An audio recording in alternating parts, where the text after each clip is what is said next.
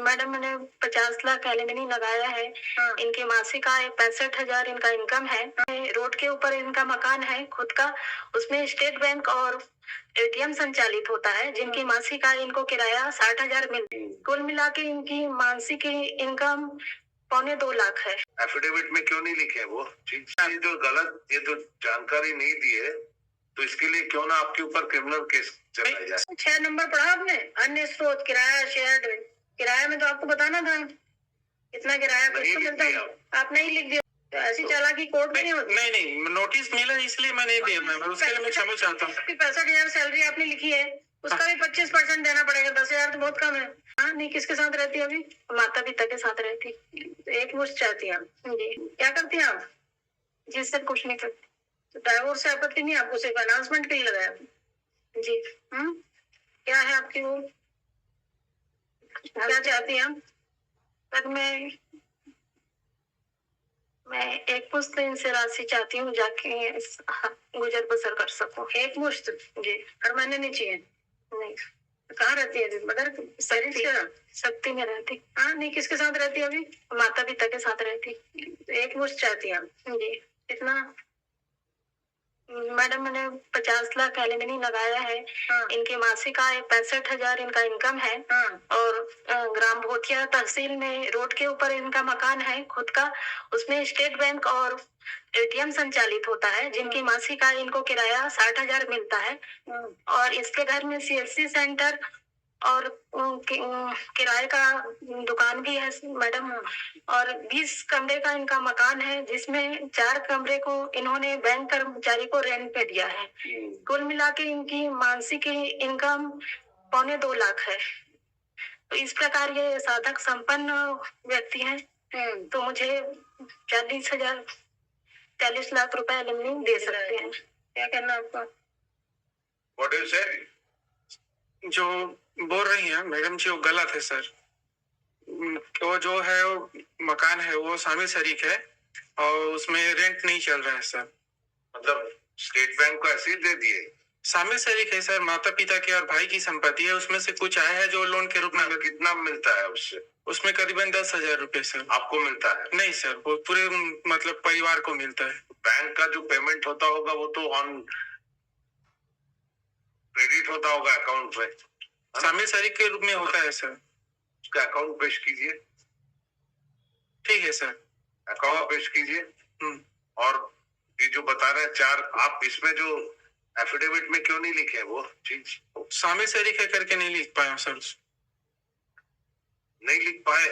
शामिल शरीक है सर वो संपत्ति। जानबूझ के नहीं लिखे हैं? नहीं, ऐसा कुछ नहीं है सर। तो ये चीज तो हमको मालूम नहीं था कि आपके स्टेट बैंक चला रहे हैं। क्या है सर, वो रिन्यूअल नहीं हुआ है और क्या है बैंक निकलने वाला था, इसलिए जानकारी नहीं दे पाया कि बैंक ने मेरे को नोटिस दिया है कि तो इसने जो गलत, ये तो जानकारी नहीं दी है, तो इसके लिए क्यों ना आपके ऊपर क्रिमिनल केस चलाया जाए। सर रिन्यूअल नहीं हुआ है अभी, किराया रिकॉर्ड नहीं है अभी, रिन्यूअल होगा तब होगा। और चूंकि बैंक ने नोटिस दे दिया है भी नहीं मिल पा रहा है, चूंकि मैडम ने आरोप लगाया था कि इनको किराया मिलता है, तो इससे पति पत्नी के विवाद के कारण डिस्प्यूट संपत्ति है, तो हम क्यों नहीं रहना चाहते करके, इसलिए मैं शामिल नहीं किया सर। और एटीएम चला गया है सर, एटीएम ने मेरे को नोटिस दे दिया है कि आप इस तरह से है तो नहीं रहेंगे। आपको 6 नंबर पढ़ा आपने, अन्य स्रोत किराया शेयर। किराया में तो आपको बताना था कितना किराया किसको मिलता है, आप नहीं लिख दिया उसको।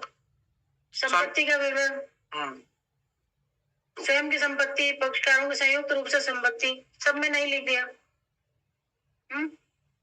तो ऐसी चालाकी कोर्ट में नहीं होती। नहीं, नोटिस मिला इसलिए मैं नहीं दिया। मैं उसके लिए मैं क्षमा चाहता हूँ। 65,000 सैलरी आपने लिखी है, उसका भी 25% देना पड़ेगा। 10,000 तो बहुत कम है।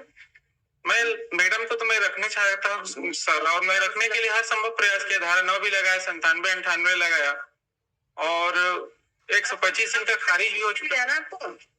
मैं तो 48 हूँ मैडम, मैं तो रखना ही चाहता था, मैं डाइवोर्स तो चाहता ही नहीं था। अब मेरे पास कोई ऑप्शन ही नहीं मिला तो मैं क्या करता, और रहना ही नहीं चाहती। अभी भी आ जाए तो कोई स्टेट बैंक से जो है उसका कितना अमाउंट है वो उसको both the parties after interaction with both the parties and after going through the affidavit, since it has been stated that the house wherein the state bank ATM and the rent is being realized enhancement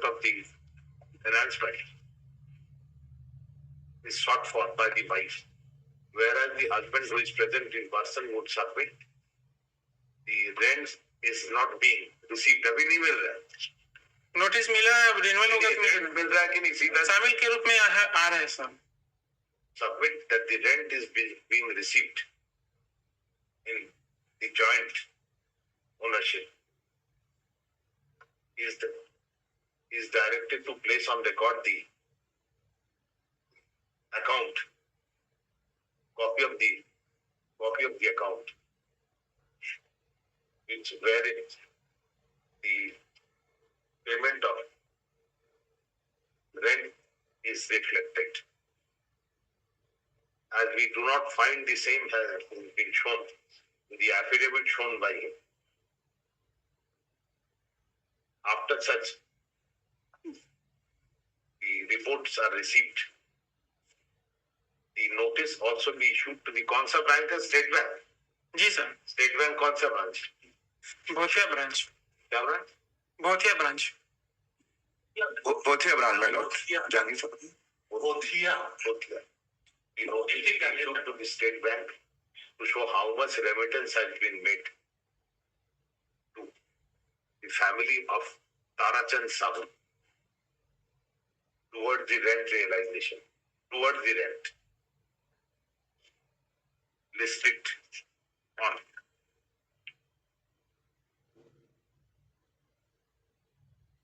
25th July.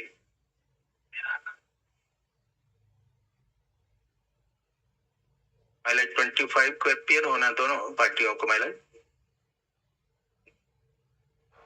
Station पे बातचीत कर लेंगे. The party can directed to also appear before the mediation center. आज भी भेज दिया. आज बात कर लीजिए. उसमें पैतृक संपत्ति का भी नहीं लिखा आपने. एफिडेविट पूरा बनाया. Your client is in trouble. Number 6 पढ़ा ही नहीं. आप नहीं सब में लिख दिया उसने. So it can't be casual. Why he should not be? इसीलिए उसको बुला रहा है. Why he should not be prosecuted? We'll refer it from here. He has not given proper detail. Otherwise, I will file the पूछा आपका income, what is the source as per Rajesh Neha? He says 65,000 मिलता है, 3,500 रुपए rent loan cut रहा है और ये जो है बाकी कुछ नहीं है. The wife comes and says कि ये रेंट वगैरह मिल रहा है, स्टेट बैंक है, ये है जो भी. He says it's a joint. That amount, that evidence we have called for. Yes, sir. And prima facie, this a false affidavit has been shown before the court. He is liable to be prosecuted. Rental amount. If he is getting rental amount, then 10 rupees he is receiving, it has to be shown. It can't be concealed. yes, sir. Let us see. आज जाइए वहाँ पे उसको sign करवा. Mediation. Try to settle the matter, that is better. Yes, sir.